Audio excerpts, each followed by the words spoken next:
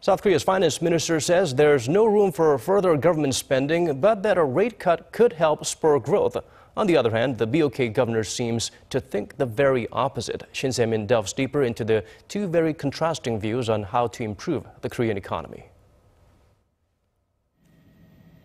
There's not much room left for additional fiscal measures. These were words from Korea's top economic policymaker before reporters in Washington, where he's attending conferences hosted by the World Bank and the International Monetary Fund. Finance Minister Yoo Il-ho said there will not be any further government spending plans unless variables immediately come into play. He added that the government has already laid out expansionary fiscal policies by drawing up a supplementary budget, expanding next year's fiscal spending, and committing an extra $9 billion by year's end. But when it comes to monetary policy, the minister suggested he has quite a different outlook. In an earlier statement, he said although low key rates have led to a rise in household debt, the current amount is still manageable, hinting there's more room for easing.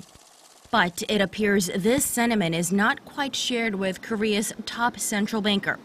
BOK Governor Lee Joo-il, who's also attending the same economic gatherings, said that while there's still room for additional rate cuts, monetary policy alone cannot prop up the economy. He also said there is more room to expand fiscal policies as Korea is in the top tiers when it comes to fiscal soundness. Korea's central bank will make its monthly rate announcement this Thursday at a time when a potential U.S. rate hike is adding more pressure for further rate adjustments.